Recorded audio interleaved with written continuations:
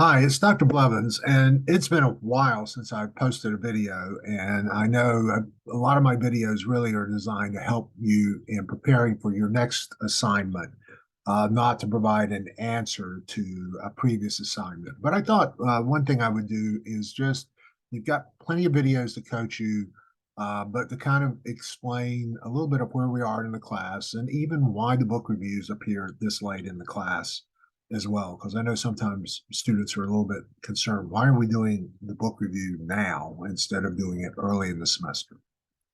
So we are, as we're wrapping up the book reviews, we're moving into the last key phase of the course where you are going to be working on your projects. And you're about to begin to submit those.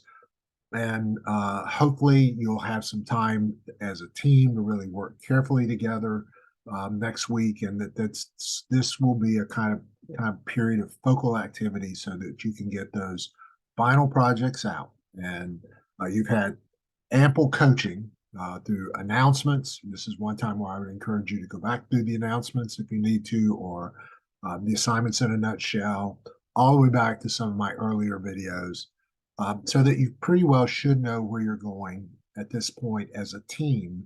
And you should recognize that you're doing this as a team effort. And yes, you will be asked to evaluate each of your teammates before it's over. It's just a part of the project. But that ultimately it's a team evaluation.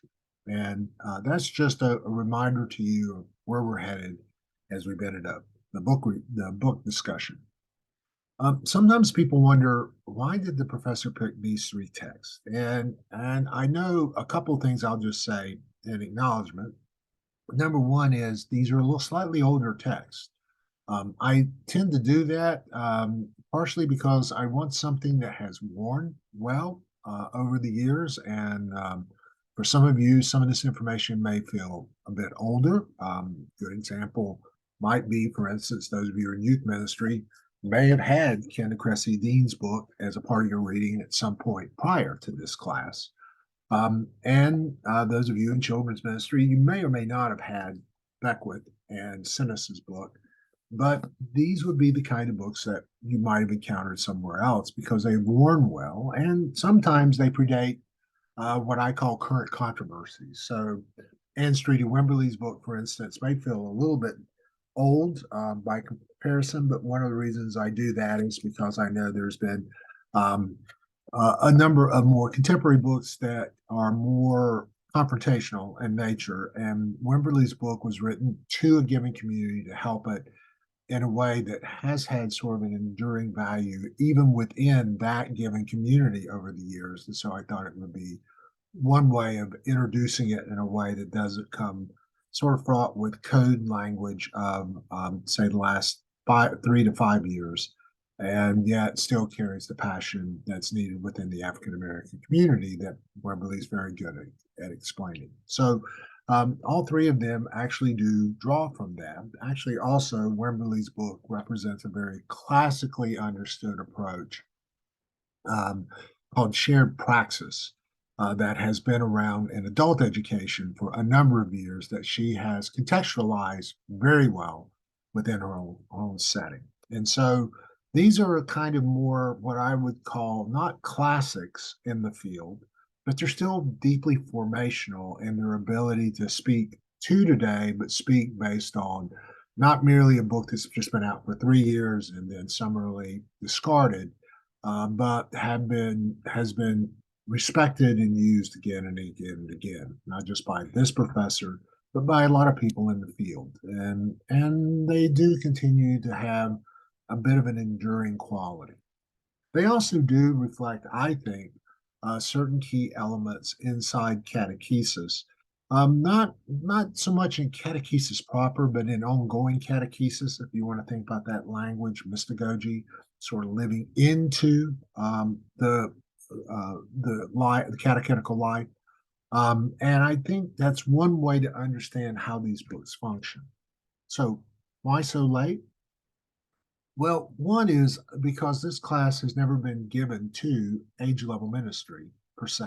I know many people taking this course may have had primary experience within a given age level ministry, but there are a number of classes designed to do this. In this course, the focus has been more on congregational approaches to catechesis, going all the way back to our discussion on ecclesiology and understanding how this works in light of the whole church, and particularly starting with a good beginning, as we've talked about, but now thinking about, as we're ending the semester, ongoing work inside catechesis. And now starting to say, how does this tailor out to specific age levels, focuses? That is one way to understand why this appears later. It really is to at least subvert the idea that we can collapse all of catechesis into any one age level and recognize this is a church-wide strategy. But there is one final piece, and this is one that I would not expect you to take on in your book reviews, but one I think is important. One reason I include all three of these books as a form of, yes, catechesis, as a form of pastoral formation in mind, is that all three of these books do gesture back to, well, the very subject of this catechesis, the learner, and their contribution and your vision for the learner in your own sort of kind of catechetical model. You want to think of it that way. You can't think of catechesis as an arrival point. If you heard me from the very beginning, I've often cautioned against this landing zone as opposed to launching pad. But you can think of that. And yeah, you can think about that from a standpoint of salvation, or you can think about it as just landing inside the church and thinking you're done because now you know how to participate from within the church. I mean, there's different ways of understanding the landing zone that you are now part of the community, the tribe, and therefore you have arrived. Slightly different than the question of am I saved, but in our day and age, this have I arrived? This is also a dangerous point. And as you've read the moral therapeutic deism kind of language that we've engaged in this semester, that actually Christian Smith has begun to continue the research in, but now looking at how parents also kind of focus on arrival as a way of understanding it, as opposed to understanding catechesis as empowerment for agency. And so, one thing that you might find that's a strange shared component in all three of these books is that the authors take seriously the agency of the very people going through catechesis to embrace their own calling as a part of the Christian life. And so, whether it is children that, yes, we're providing spiritual formation, but they themselves have something to contribute to the church, that they have their own specific calling from within the church to adults, or it's youth, and yes, they also are being guided, but they have this capacity to provide testimony and to live missionally, and this is a part of their calling, even as youth. And yes, finally, and one of the main reasons I include Wimberley is because, yes, even people who have been, and we'll just say adults who've been traumatized, broken down by society, hammered at some point, needing to find a place of safety and security, whether they're African American or sometimes have gone through other forms of marginalization and trauma, that they can find both the strength to find their voice, be liberated from the oppressions that they've faced, and find true vocation, true calling in and through their adult life. And so all three of these texts really say to us, as we are fashioning catechesis, is this a catechesis that truly launches people into their calling and that they have agency through the very power of God at work in their lives to make a difference in the world around themselves, as children, as youth, and yes, even adults who've been through very, very difficult circumstances.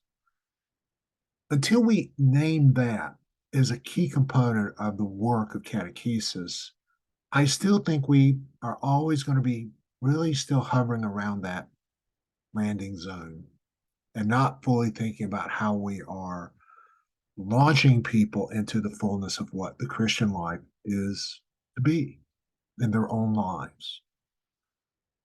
Naming agency, providing a way for people to understand as they exit that metaphoric, if you want, baptismal font, and they now have received anointing of gifts and graces.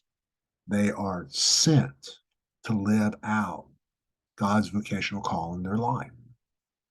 That's also a part of what catechesis should be about.